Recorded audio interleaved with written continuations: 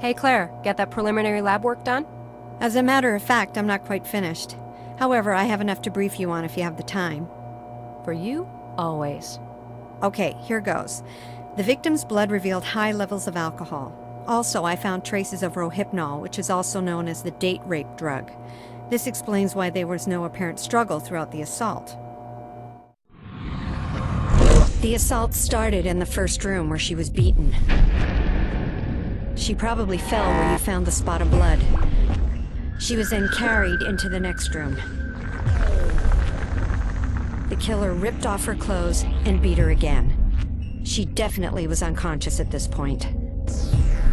He let her bleed on the floor until he had enough blood to write the messages you found using the luminol.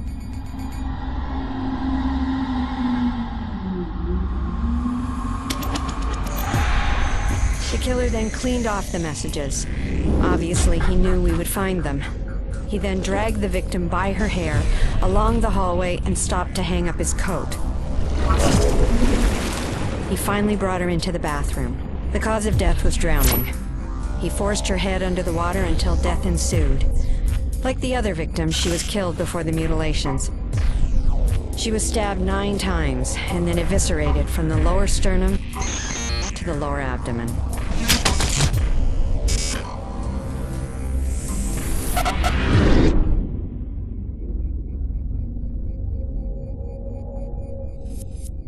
What are you thinking? I'm thinking these mutilations will get worse. It wasn't part of his MO for the first 3 victims. They were found beaten and drowned, not like this. Do you think he'll change his MO in the near future?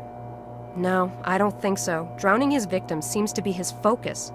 That stage in the assault is very important to him. No, the stabbing business is from something else. I have a feeling that if we knew what it was, we would catch the son of a bitch. Also, he covered the face of the 4th victim and now this one. This strongly suggests that he knew the last 2 victims. I'll ask Miller to correlate the last 2 victims' info. How about you?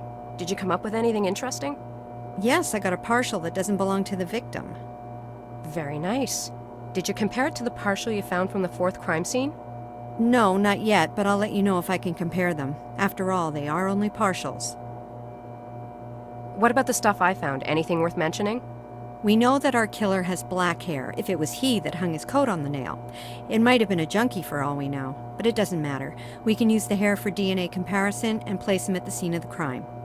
I sent the fibers to the FBI labs to see if they can find anything unusual or unique about them. I've been meaning to ask you. Did you call her? Call? Oh, no, I didn't. I just don't have the courage. Can we not talk about this now? Sure, but promise me that you will call her. Okay, I promise. Okay, sweetie. I'm out of here. Don't forget my beautifully handwritten report. It's on the table.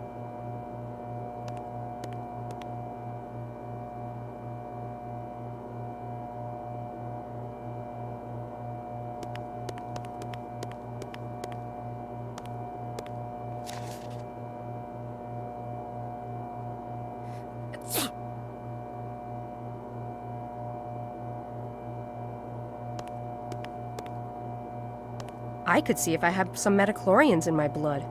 My God, that was weak.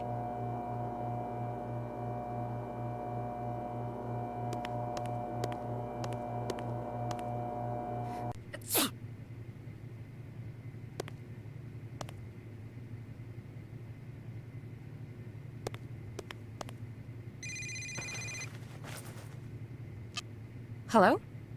Hi, sweetheart. Hey, Dad. I just heard on the news. Another one? Yes, another one. Is everything okay with you? I'm okay. I'm just really tired of this case. It's going nowhere fast. I hate this passiveness. I think it's starting to get the better of me. Well, before that actually happens, why don't you come here and rest? A little R&R won't do you any harm. You can use the jacuzzi to relax and put your thoughts in order. And it's almost Christmas. I have a little gift for you. Oh, really? Well, I have the gift you wanted. Are you sure you want it? It seems a little ordinary. Hey, it's what I wanted. So, are you coming to the house? Yeah, sure. Okay, honey. I'll see you soon. Dad? Yes, honey? Thanks. You're more than welcome. See you in a bit. Bye.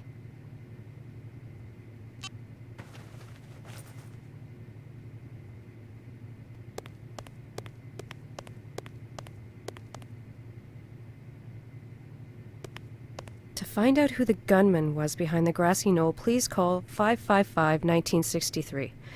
Now that's tasteless. I never used mixed public washrooms. They're just too icky.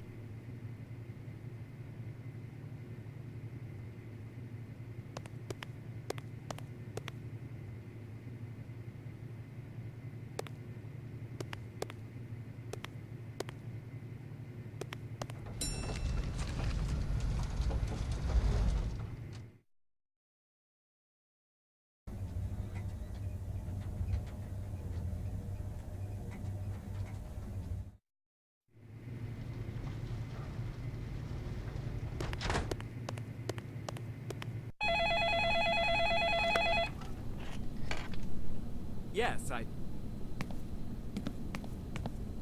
No, well... Yes, I know, but... Here's Claire's report. Hey, Miller, one last thing. Can you correlate the data of the 4th victim and the 5th to see if we're overlooking something? Sure, I'll run them through the database. Thanks for the report. Yes, No, well... Yes, I know, but... Taking a breather? Yeah, it's the damn weather. Depressing as hell. I need to gather more energy before I go back out there. You're still on patrol? Unfucking-fortunately, yeah. Well, hang in there. I'll try.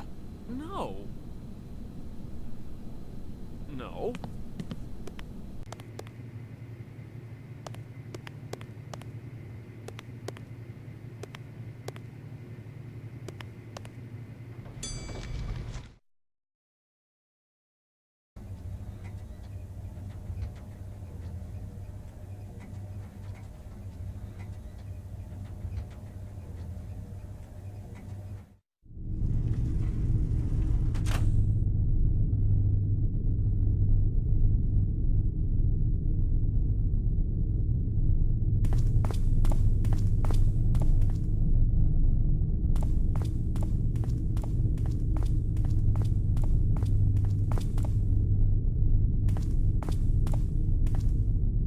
Shit, I forgot my dad's gift on my desk.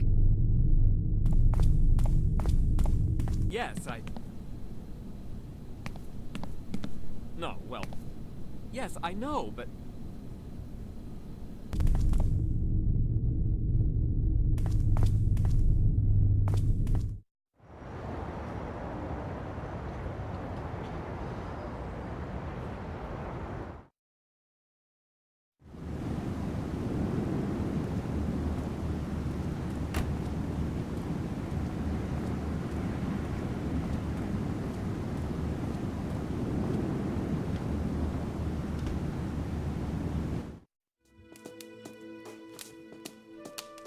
Dad? I'm in here, sweetheart. Hi, Dad. Hi, Pumpkin. Are you sure about this gift? Yeah, gimme, gimme, gimme. Suit yourself, here you are.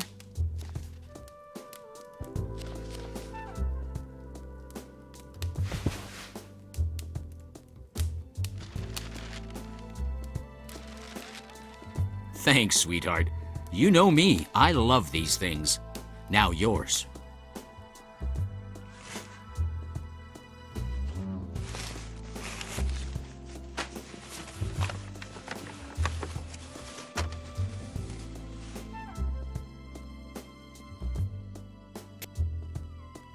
Where did you get this?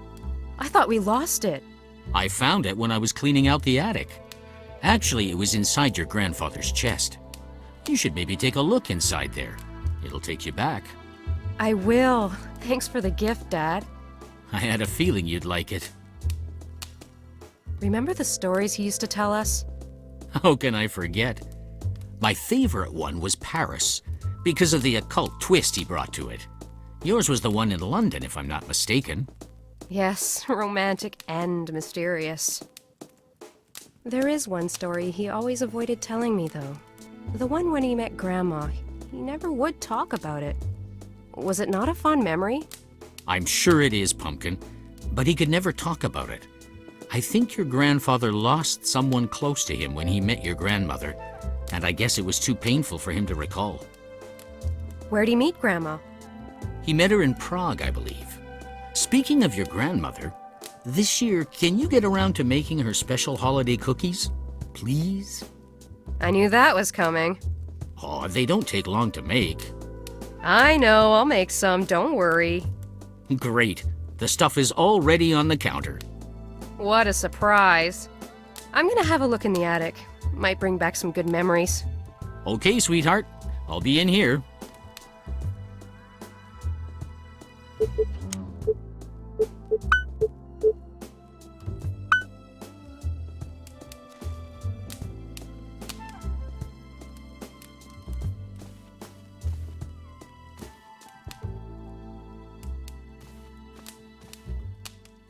This might be helpful to get up into the attic.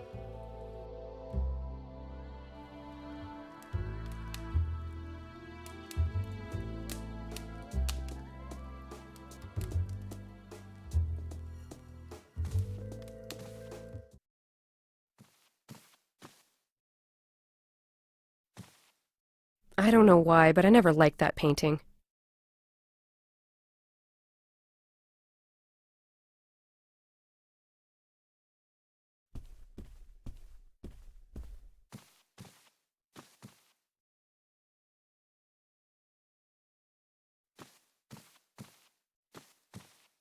Teddy and I used to be inseparable.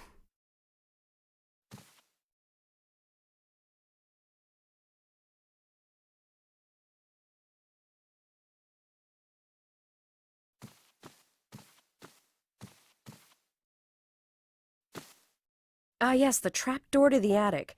I can't reach it. What was the trick to opening that thing again?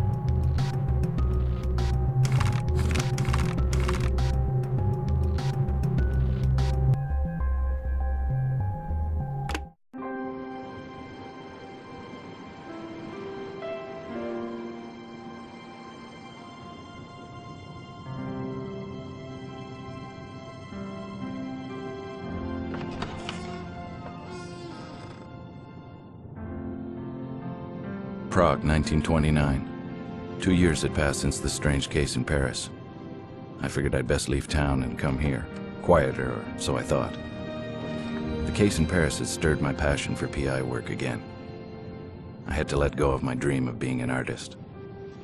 It wasn't bringing in as much dough as being a private dick. In all, there were 5 dead and 2 unaccounted for. So far, all the victims were prostitutes. I didn't know if I would take the case. To my surprise, this cop Skalnik had no beef about me snooping around his crime scene.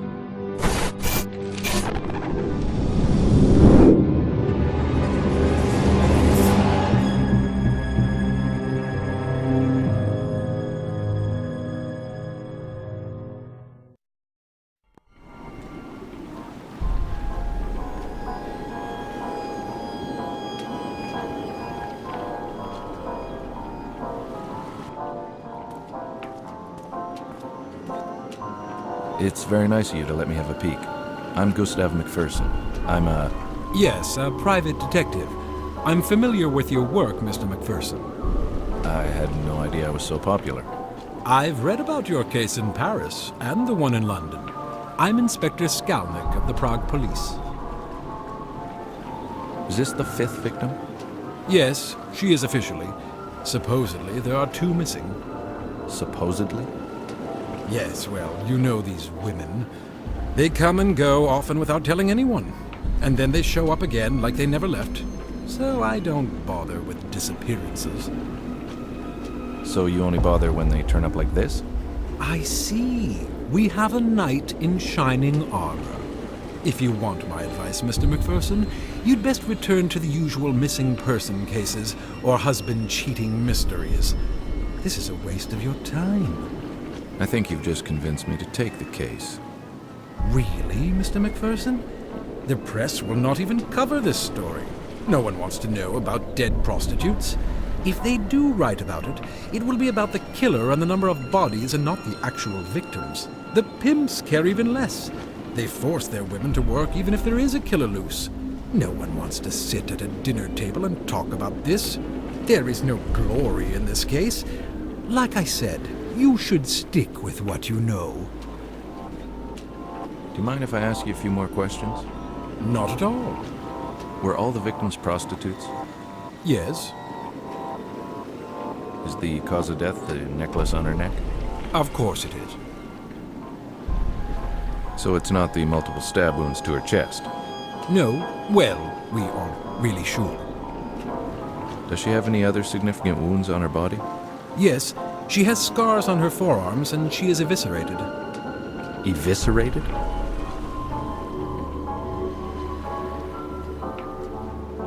I had never seen anything so horrible in my entire life.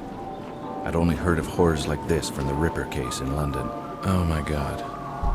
Were all the victims like this? Yes, they were all found like this. Are all the organs accounted for? I'm no doctor, Mr. McPherson. I have no idea. In the other cases, were there missing organs? Not that I'm aware of. Who's the coroner? Emil Corona. He works at the old chapel. He's very... well, I don't want to ruin the surprise. Now it's your turn to share. Maybe you can tell me what you think happened. I think you're right about the cause of death. That slash across the neck was definitely it. Stabbings to her chest were done before the final blow to the throat. The defensive stab wounds on her arms reinforce this theory. What's bothering me, though, is the lack of blood at the crime scene. This probably indicates that she was murdered somewhere else, not here. Well, Mr. McPherson, I don't want to be rude, but... You have work to do, of course. Thanks for sharing. It was nice meeting you. It was nice meeting you, too. I had a feeling that the cooperation between Skalnik and me had just ended. He was testing me for some reason. I was left to fend for myself.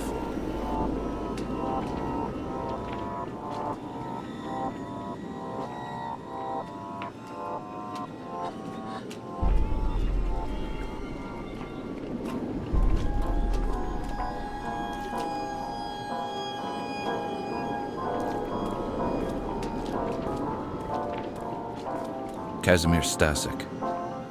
He's been a good source of info on a couple of minor cases I had here in the city. Hello, my friend. Ah, Mr. McPherson. And how are you this dark evening? I can't complain. And how's my favorite boy in blue? Besides my eye and this horrible murder, everything's fine. I imagine you don't have anything more to give me? This time I'm afraid I have nothing for you, my friend. Everyone is more or less at a loss. You don't mind if I ask you a couple of questions anyway? Of course not. How long has this been going on? It started about 3 weeks ago. You didn't hear about it until now? No, I wasn't in town. I just got back. I was working a case outside the city. Someone called me to see if I could come back and help. Ah, the very beautiful Miss Ida Skullikova, I presume. Good guess. She's worried for her friends. I told her I'd see what I could do. Can you tell me about your new boss? Inspector Yuri Skalnik. He was given the case and got temporarily assigned to this district. He has a good reputation, but he doesn't share much information with us. He keeps to himself a lot. What? He doesn't trust you? Honestly, I don't know. Maybe he thinks we're incompetent or something. Maybe. But he'd be stupid to think so. Why, thank you, my friend. Were all the victims' bodies dumped? Yeah, I believe so. But then again, I don't have much information, as I said earlier. Was there ever an eyewitness? Nope, never. That's what bothered me the most. How was the killer getting around the city without being seen? How'd you get the shiner? Shiner? Your black eye.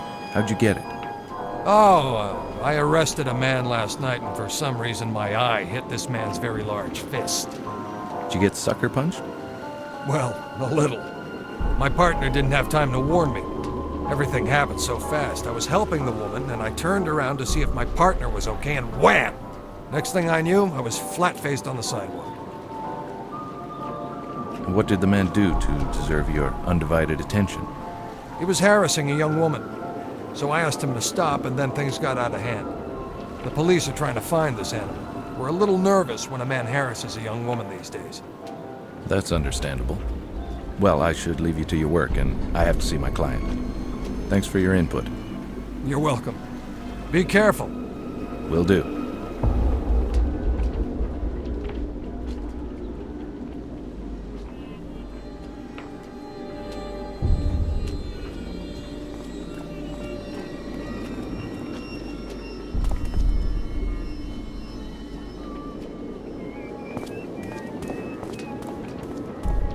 My Ida. The best gams in all of Eastern Europe. She's my angel and the love of my life. I met her on a small case I was working. She used to dance in the neighborhood cabaret. She was involved with the married man I was following. It was love at first sight. Hey, look at you all dolled up. Hi, sweetheart. I don't like it when you call me that. I didn't call you a doll. I said that you were... Never mind, I'm sorry. Good. Now have you talked to that useless inspector? Yes, I have, and I didn't get much from the meeting. Are you going to help us? Of course I will. Was there really any doubt? No, but you never know. When do you want to settle this, now or later? No, I don't want money, Ida. Nonsense, you will accept our money. How much do you charge? Okay, listen. We'll settle this after the case, all right? Do you promise? Because we'll feel insulted if you don't accept our money. What was I supposed to do? Take money off these women? That's the last thing I wanted to do. Yes, I promise. I will charge you at the end of the case. Yeah, right. What was her name? Who? The victim's name? Oh, her name was Frantiska. Were you close to her? Not as much as Milena, but yes, I knew her. Did she ever talk about a regular client or someone special? Not that I know of. Do you think Milena can answer a few questions? I guess. Let me ask her. Milena? Yes? This is my friend, the one I told you about. He's here to help us catch the man responsible. Do you think he can ask you some questions about Frantiska? Okay. I'll wait for you up the stairs, okay? Okay, I'll see you in a bit.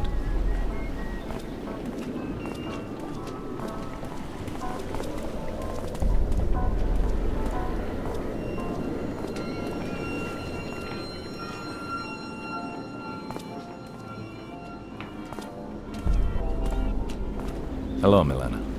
My name's Gus McPherson. I'm here to help stop this from ever happening again. I thank you, sir. Not a lot of people would help women like us. Do you mind if I ask you a few questions about Frantiska? No, that's fine. How long have you known Frantiska? Well, I've known her for a long time. We met in the orphanage when we were just little girls. Her parents had died in a terrible accident. We became very close. We both left the orphanage never to return. We never liked the sisters. Did she ever talk about someone new or special? No. It was not her style. Frantiska would rarely take new clients. She had regulars and enough to allow her to survive. She would only take complete strangers if she absolutely needed to. Apollina is more like that. Did she ever have a client that had been violent with her? No. She only had clients she trusted. How about you? Have you had any trouble with any of your clients? No, I'm like Frantiska. I have only regular clients. If I'm on the streets, it's because I'm keeping my friends company. Were you close to any of the other victims? Well, there is one that was a common friend to Frantiska and me. Her name was Agnieszka. No one's found her. She just disappeared one day. We honestly don't know what happened to her. Did Agnieszka ever complain about any clients before she disappeared? Or did she ever talk about leaving? Well, we all talk about leaving. Who wants to live their life like this? But she never... Where can I find this Apollina? She usually works the park. Rare are the girls who are allowed to enter it. She's very protective of her territory. That's what she calls it anyway. Frantiska and me were allowed in because Apollina knew we didn't take strangers and pretty much had our own regulars. Agnieszka was Apollina's good friend, so she was allowed too. Well, thank you for answering my questions. It was a pleasure to meet you, even under these unfortunate circumstances. Well, it was nice to meet you, Mr. McPherson. I thank you for trying to help us. Trying? I haven't even started yet. If I have any more questions, how may I contact you? Usually in the park. Again, thank you.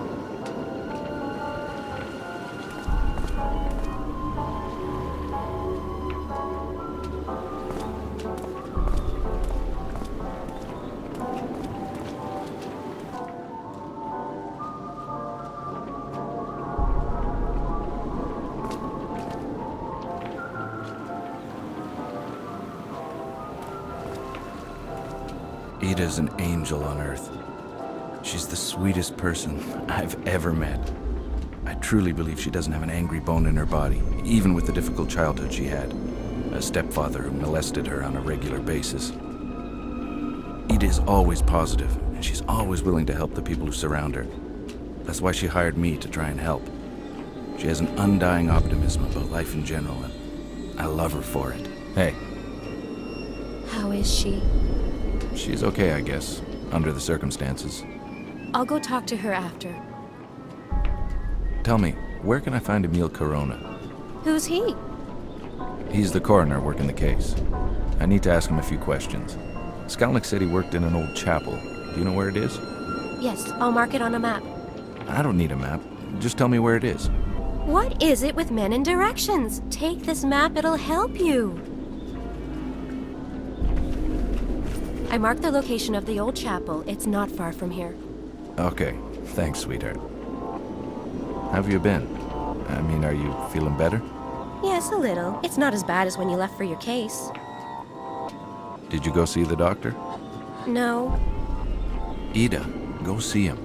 It might be serious. I'm no doctor, but throwing up every day is not normal. Go see him. Okay, I'll go see him. I don't throw up every day, you know. You always exaggerate. Yes, okay. But go see him as soon as possible.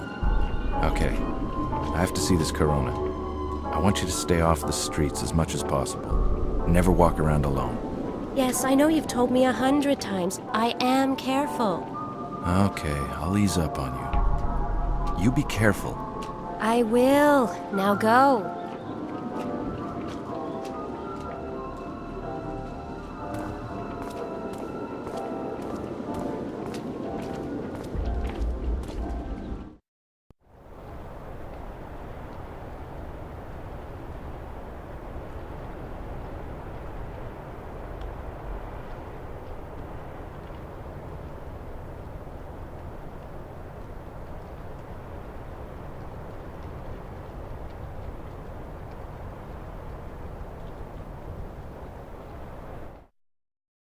What are you doing here? Why aren't you at your post? Well, you told me to. Never mind. Do you have any news, at least? Yeah, the American is talking to the girl's boss. So, he thinks he can move in on my women, huh? Well, my friend, if you ever see him, you may explain things to him. Explain what? Use that brute force of yours, you idiot! Okay, boss. I truly miss your brother. He was the smart one. Yeah, I miss him too. Why can't we get him out? Because I'd probably get arrested too, you moron! That's all Skalnick wants anyways. I have a feeling he will blame me for all these murders. Why am I telling you this? Go back to your post. You see the American? You can rough him up. Okay, boss. I'd better steer clear of the big guy.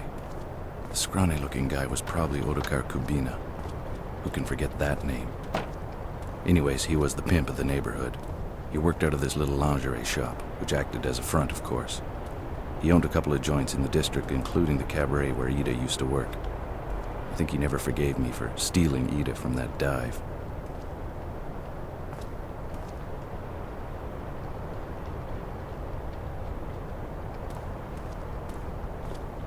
I better straighten things out with him later. I have other things to do.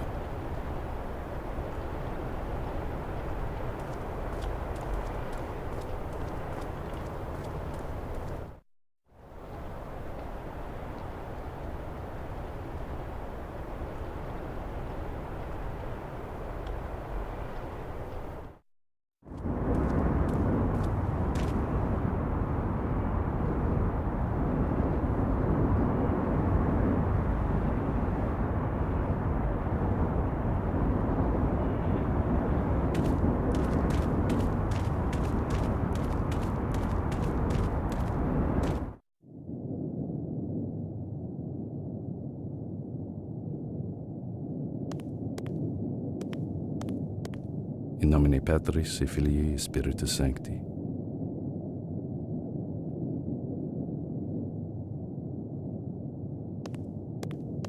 This place had the metallic smell of blood and the stench of rotting flesh.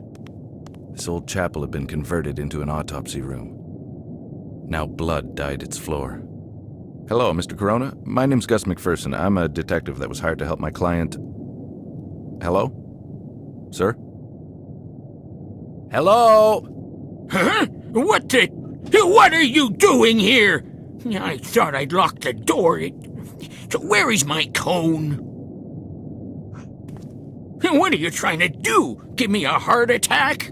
Sorry, Mr. Corona. Who are you and how do you know my name?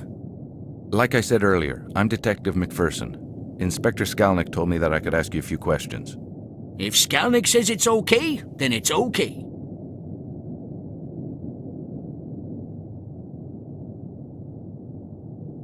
What happened to your hearing, if you don't mind my asking? It happened in the Great War. I was a medical aide. Now we get the wounded from the trenches to the temporary hospital. One day we saw a wounded soldier in no man's land. We rushed to him, and a mortar shell exploded on my partner. I survived, but with hardly any hearing left. So that's where you got your experience? Yeah, mostly. Ironically, the war ended 3 weeks after the shell exploded.